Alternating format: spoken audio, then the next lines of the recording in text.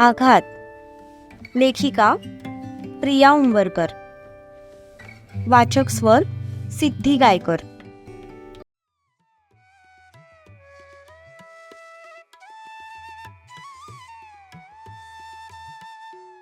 गुरुजींनी पूजा सुरू केली. गुरुजी जसं जसं सांगत होते त्याप्रमाणे तीनही जोड्या पूजा करत होते. पूजा करताना दुर्वाने सत्यजितच्या हाताला हात लावला. तसं त्याने चमकून तिच्याकडे पाहिलं, कारण तिचं अंग नेहमीपेक्षा थोडं गरम वाटत होतं. पण गुरुजी मंत्रोच्चार करत असल्यामुळे त्याला तिला काही विचारता आलं नाही. पण आतल्या आत त्याचा जीव तिच्यासाठी तळमळत होता. आत्ताच्या आत्ता पूजा अशीच सोडावी आणि तिला डॉक्टरकडे घेऊन जावं, अशी तीव्र इच्छा त्याच्या मनात आली. पण त्याचा नाईलाज होता. पूजा होईपर्यंत तरी तो काहीही करू शकत नव्हता, कारण पूजेसाठी बरीच पाहुणे मंडळी आली होती. पूर्ण वाडा माणसांनी गजबजला होता.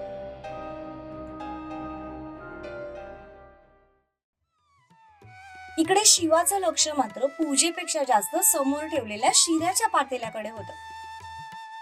आज माणसं खूप जास्त आल्यामुळे शिरा पण तेवढाच बनवण्यात आला होता. आता इतक्या माणसांमध्ये आपल्याला पोटभर शिरा भेटणार नाही या विचारानेच त्याचं मन खट्टू झालं. 2 तासांनंतर पूजा निर्विघ्नपणे पार पडली. आरतीसाठी सगळे उभे राहिले. पूर्ण हॉल माणसांनी गजबजला होता. गुरुजींनी आरती सुरू केली. तीनही जोडपे हातात आरतीचं ताट घेऊन उभे होते. त्यांच्या बायकांनी त्यांच्या हाताला हात लावले होते. या सगळ्यात पुन्हा सत्यजितचं लक्ष तिच्या हाताकडे गेलं. तर तिचा हात थोडा कापत होता. त्यांनी पुन्हा तिच्याकडे पाहिलं. तिने त्याच्याकडे बघून जबरदस्ती स्मित केलं, पण ते हसू त्याला नकली वाटत होतं. तिचं नक्कीच काहीतरी दुखतंय हे त्याला कन्फर्म झालं होतं. कधी एकदा ही आरती संपते आणि आपण तिला रूम मध्ये घेऊन जातोय असं त्याला झालं होतं. पण आरती अर्धवट सोडून तो जाऊ सुद्धा शकत नव्हता. इकडे दुर्वा मात्र कशी बशी उभी होती, कारण बाहेर पाहुण्यांसाठी जो स्वयंपाक सुरू होता त्याचा वास तिला हॉल पर्यंत येत होता. त्या वासाने आता तिला मळमळायला सुरुवात झाली होती. कशी बशी धीर धरून ती उभी होती, कारण तिला आरती अर्धवट सोडायची नव्हती. जेव्हा आरती संपली तेव्हा कुठे तिने सुटकेचा निश्वास सोडला. गुरुजींनी त्या तिघांना बाकी सगळ्यांना आरती द्यायला लावली.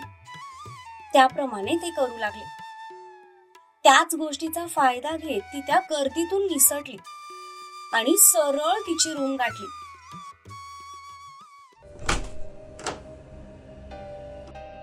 पळत आल्यामुळे तिचे श्वास कमालीचे वाढले होते.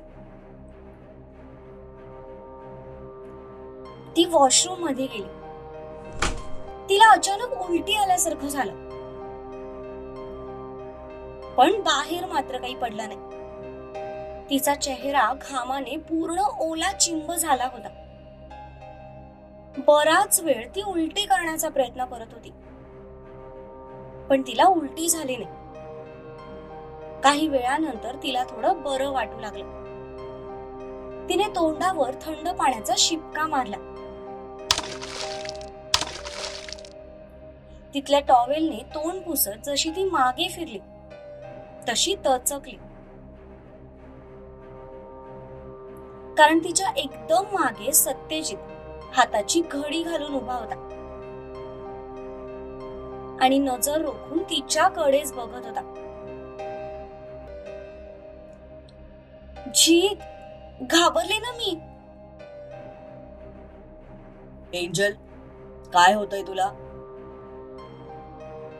लक्षणं तर तिला प्रेग्नन्सीचीच वाटत होती, पण त्यावर अजून फायनल शिक्कामोर्तब झालं नव्हतं. तिने प्रेग्नन्सी टेस्ट सुद्धा केली नव्हती. त्यामुळे तिला त्याला लगेच काही सांगायचं नव्हतं. काही नाही जीत, ते लग्नाची दगदग आणि तेलकट जेवण यामुळे थोडं मळमळल्यासारखं वाटतंय. चल. त्याने तिला बेडवर बसवलं. कपाटातून काही टॅबलेट्स बाहेर काढल्या. प्रेग्नन्सी मध्ये अशा कोणत्याही टॅबलेट्स खाल्लेल्या चालत नाहीत असं सहज तिच्या मैत्रिणीने तिला सांगितलं होतं. ते तिला क्लिक झालं. हे घे, या 2 टॅबलेट्स घे. तुझी मळमळ आणि डोकेदुखी थांबेल. अगं अशी काय बघतेस, घे ना. हा, घेते. तिने त्याच्या हातून 2 टॅबलेट्स घेतल्या आणि दुसऱ्या हाताने पाण्याचा ग्लास सुद्धा घेतला. टॅबलेट्स घेऊ की नको या टेन्शन मध्ये ती बसली होती. तो मात्र शांतपणे तिच्या चेहऱ्याचं निरीक्षण करत होता. एसी मध्ये सुद्धा तिच्या कपाळावर घाम जमा झालेला बघून त्याच्या भुवया उंचावल्या. त्याला तिचं वागणं नेहमीपेक्षा थोडं वेगळंच वाटत होतं. ती आपल्यापासून काहीतरी लपवते हे त्याच्या हळूहळू लक्षात येऊ लागलं. एंजल, घेतेस ना टॅबलेट? ते तुम्ही कपाट उघडच ठेवलंय, ते तेवढं लावून घ्या. ते मी लावतो, तू टॅबलेट्स घे आधी. तो मागे फिरला आणि जाऊन कपाटाचा दरवाजा लावला. तेवढ्या वेळात तिने टॅबलेट्स गादी खाली लपवल्या. तो मागे फिरायच्या आधीच टॅबलेट घेतल्याची ऍक्टिंग केली. झालं? हो. काही वेळानंतर तुला बरं वाटेल. तोपर्यंत हवं तर इथेच आराम कर. नाही नको, खाली खूप पाहुणे आलेत, मी पण येते खाली. तू चुपचाप इथे बसतेस की मी पण इथे तुझ्या जवळ बसून राहू? नाही नको, मी थांबते. तुम्ही खाली जा. आपण दोघी पण गायब झालो तर बरं नाही वाटणार ते. ठीक आहे, तू आराम कर आणि बरं वाटल्यावर खाली ये.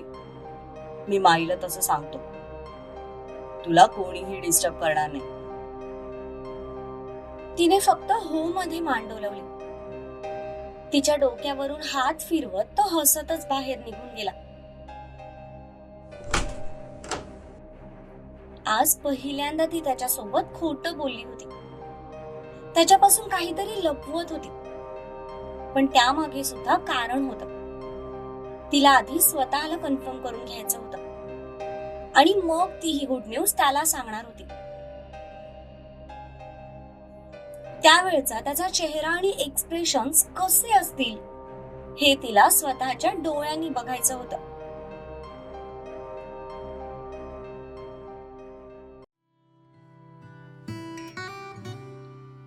इकडे तारा आणि राधाचं मात्र सगळ्यांच्या पाया पडून पडून कंबरडं दुखायला लागलं होतं.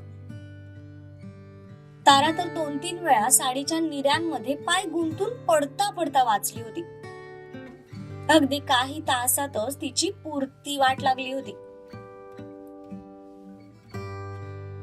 सत्यजितने खाली येऊन दुर्वाची तब्येत थोडी बरी नसल्याचं सांगितलं. त्यामुळे इथे माईंनी पाहुण्यांसमोर सगळं मॅनेज करून घेतलं. लग्नाच्या धावपळीने कधी कधी नवरी मुलगी आजारी पडते हे पाहुण्यांना सुद्धा माहित होतं. त्यामुळे कोणीही जास्त काही प्रश्न विचारले नाही. राधा, कंबर गेली बाई माझी. इथे राधाचं पण तोंड बारीक झालं होतं. पाटलांची सून होणं म्हणजे फक्त चांगल्या साड्या आणि दागिने घालून मिरवणं नाही याची तिला पहिल्याच दिवशी जाणीव झाली. मला तर खूप भूक लागलीये. भूक तर मला पण लागलीये. भूक तर ताराला पण लागली होती, पण अजून जेवण झाली नव्हती. त्यामुळे त्या काहीही बोलू शकत नव्हत्या. मुलींनो, तुम्ही जाऊन थोडा वेळ आराम करा. आता माणसांच्या पंक्ती सुरू होणार आहेत. थोड्या वेळाने तुम्हाला मी खाली बोलवून घेते. माईंच्या बोलण्यावर दोघींनी लगेच होकार दिला. त्यांना सुद्धा कधी एकदा या गर्दीतून बाहेर पडू असं झालं होतं. एकमेकींचा हात हातात घेऊनच त्या वर निघून गेल्या.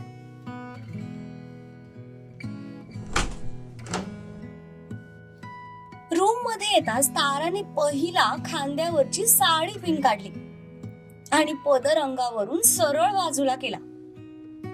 साडी थोडी वर पकडत ती डायरेक्ट बेडवर जाऊन मांडी घालून बसली. राधा तर ते चित्र बघून पुरती हँग झाली. नकळतपणे तिच्या तोंडाचा आ वाचला. राधा, दरवाजा बंद आहे ना? ताराचं स्वतःलाच पदराने हवा देणं सुरू होतं. एसी सुरू होता तरी सुद्धा तिला एकदम गुदमरल्यासारखं वाटत होतं. अशा जड साड्यांची आणि इतक्या दागिन्यांची तिला सवयच नव्हती. अहो, दरवाजा बंद आहे? अगं पण हे काय करतेस तू? कुणी अचानक आलं म्हणजे? कुणी आलं तर मी साडीचा वन साइड पदर घेईन, पण आता माझ्याकडून खरंच हे सहन होत नाहीये. सहन तर मला पण होत नाहीये ग, पण काही वेळ तर आपल्याला असाच काढावा लागणार आहे. आणि अजून तर आपल्याला अशाच अवतारात देवदर्शनाला पण जायचंय. तिथून आल्यावर मग आपल्याला साडी चेंज करता येईल. राधाचं बोलणं ऐकून ताराचं तोंड अजूनच बारीक झालं. ती तशीच मागे लवंडली. आता तर तिला सरळ झोपावंसं वाटत होतं.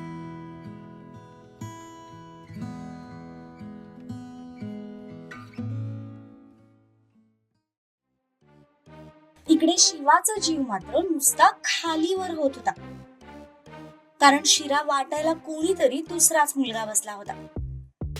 नेहमी हे काम त्याच्याकडे असायचं, पण आज तो सुद्धा नवरदेव होता. त्यामुळे सत्यजितने का दुसऱ्या मुलाला प्रसाद वाटायला बसवलं होतं आणि त्यामुळे शिवाचा जीव जळत होता. कारण त्याला फक्त एकदाच प्रसाद मिळाला होता, जो त्याच्या पोटाच्या कोणत्या तरी कोपऱ्यात जाऊन बसला होता. बायकोपेक्षा जास्त ओढ तर त्याला शिऱ्याचीच लागली होती.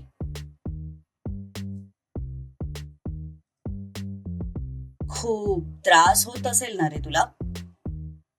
अचानक त्याच्या शेजारून आवाज आला.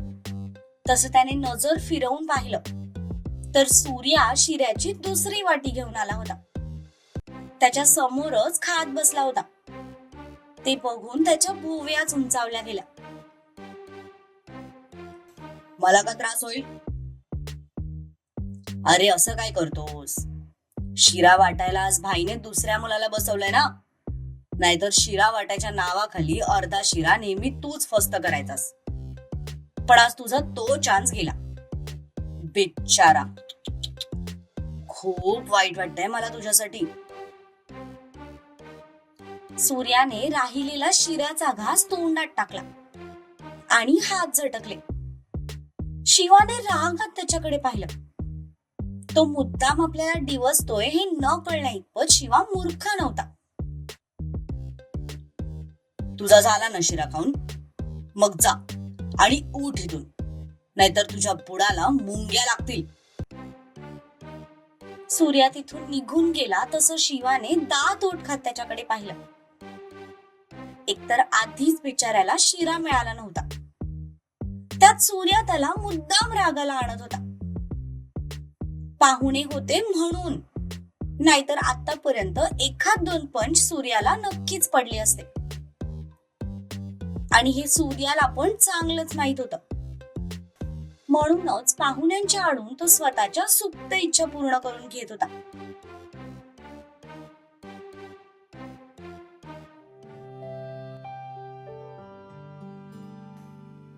तीन चार तासांनंतर फ्रेश होऊन आणि जेवण वगैरे करून ते सगळे देवदर्शनासाठी निघाले. शिवाने त्याच्या आवडीची ग्लॉस्टर कार बाहेर काढली.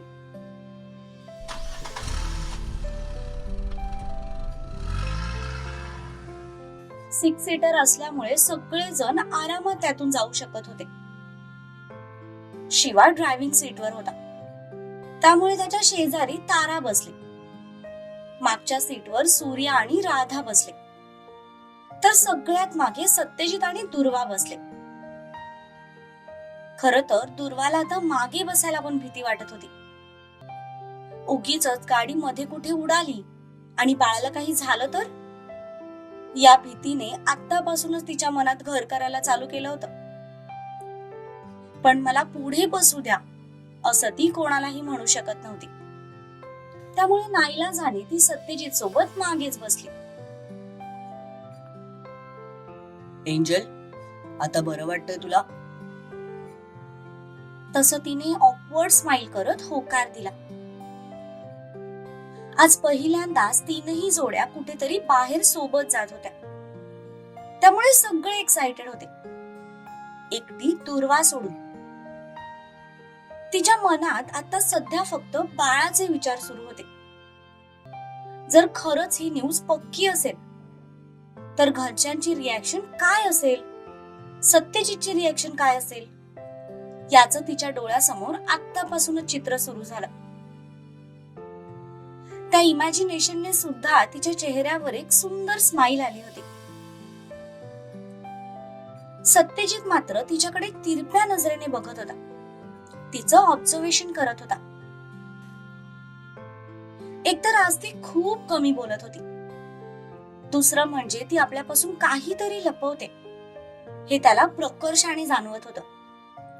पण नक्की काय ते कळत नव्हतं, आणि त्याच गोष्टीचा अंदाज लावण्याचा तो त्याच्या परीने प्रयत्न करत होता. अर्ध्या तासाभरात ते महालक्ष्मी मंदिराजवळ पोहोचले.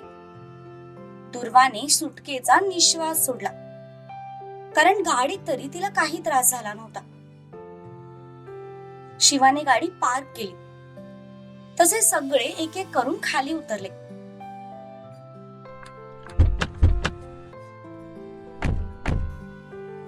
सत्यजित गाडीतून खाली उतरला.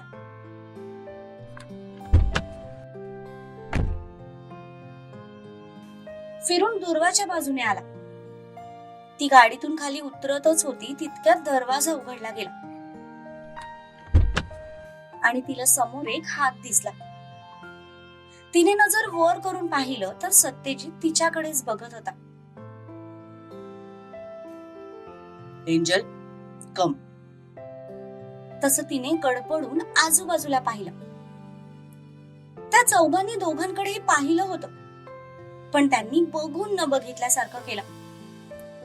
शिवा ताराला घेऊन पुढे गेला तर सूर्या राधाला घेऊन. जीत, मी सांगितलं होतं ना तुम्हाला की असं हे सगळ्यांसमोर.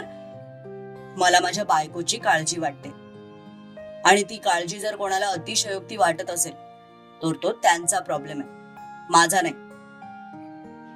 त्याने मागे राहिलेला तिचा पदर काढून घेतला आणि गाडीचा दरवाजा बंद केला. पण त्याच्या या उत्तरावर ती काहीही बोलू शकली नाही, कारण तो बोलायला कधी काही शिल्लकच ठेवायचा नाही. अहो पण जी, तुम्ही माझी का काळजी करताय? मी ठीक आहे. हो, दिसतंय मला ते तू किती ठीक आहेस ते. चल आता. जीत, माझा हात सोडा, मी चालू शकते. हात सोडला तर डायरेक्ट उचलून मंदिरात घेऊन जाईल, आणि याला जबाबदार तू असशील. त्याने डोळ्यांवरचा गॉगल काढला आणि खिशात टाकला. तसं तिने वैतागून त्याच्याकडे पाहिलं.